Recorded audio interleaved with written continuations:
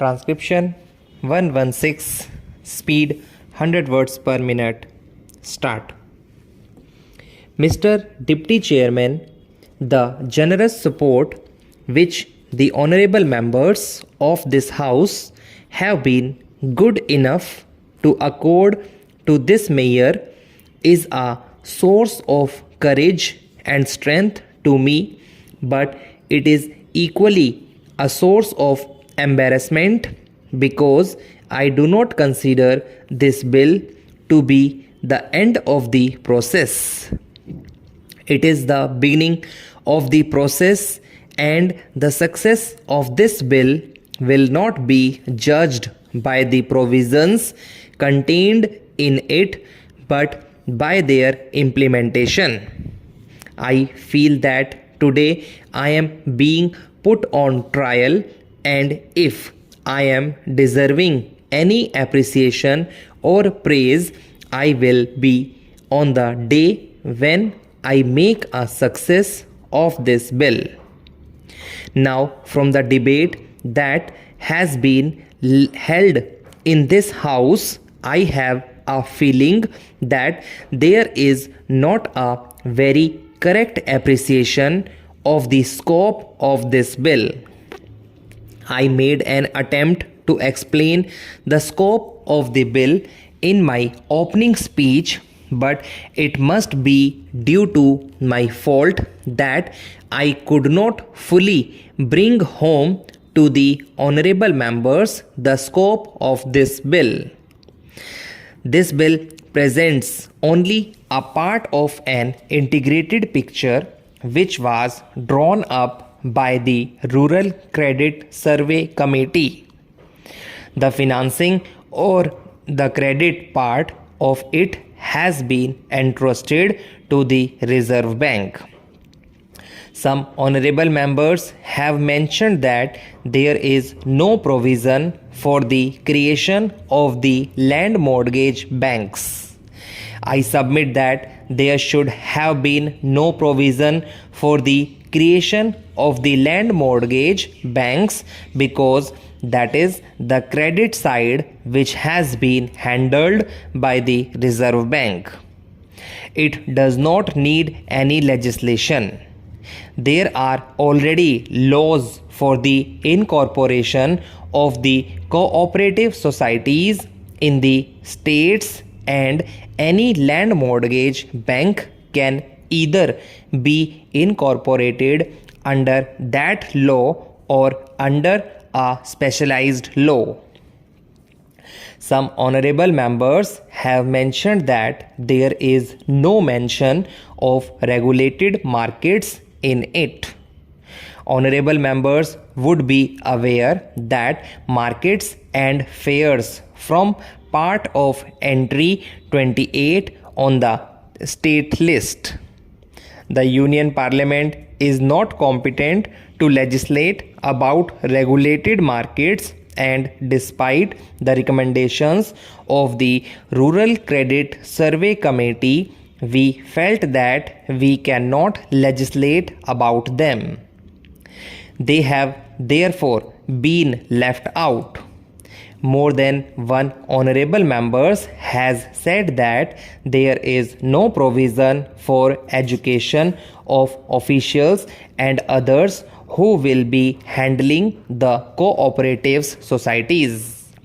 Now we need no legislation for that, and there is no necessity to make any provision in law.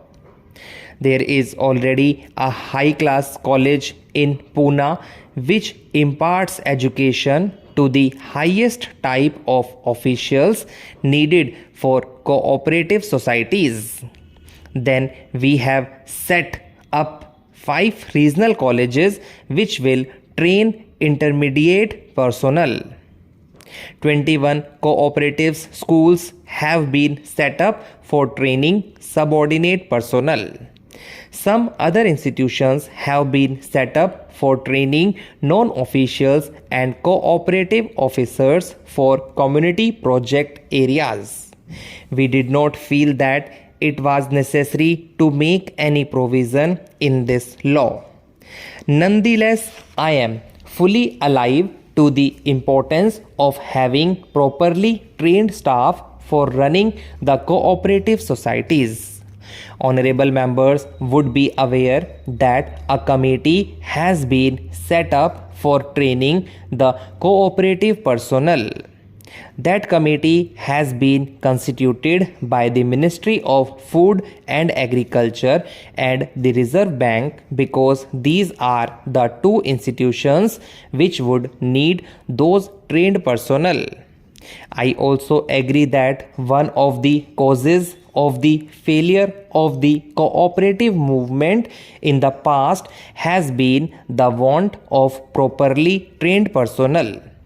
We are not going to repeat that mistake, and let me assure the honorable members that we propose to lay the highest emphasis on the training of the officials as also of the non-officials in the cooperative principles.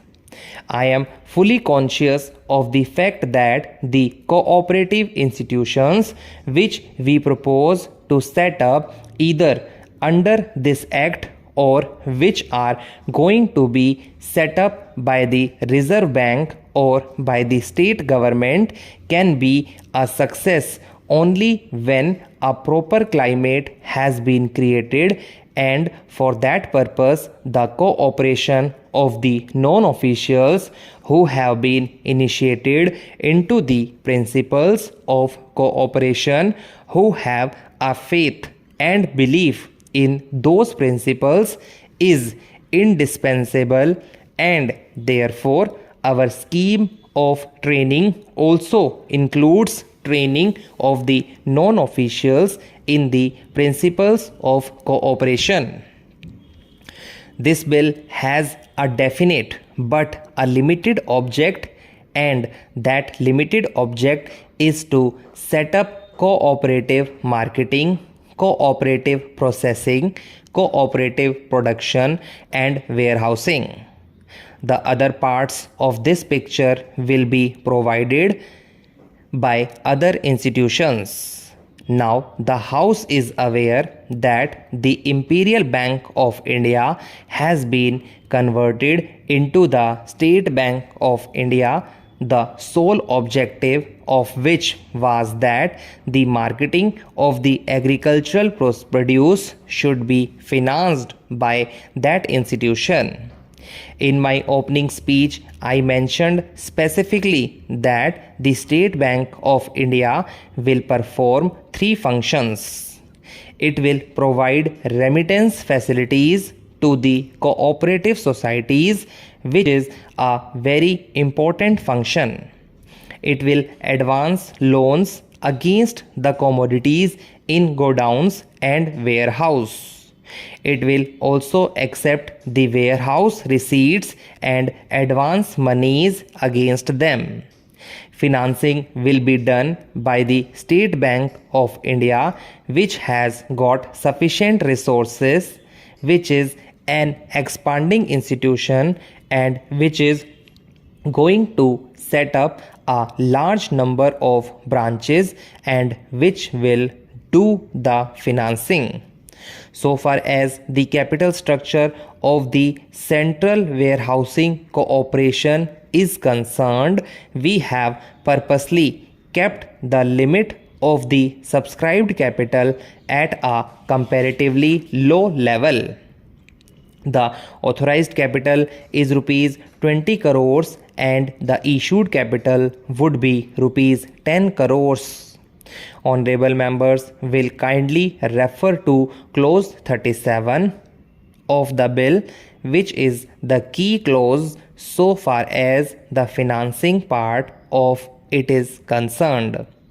The Central Warehousing Corporation will borrow money through bonds to the extent of 10 times their subscribed capital.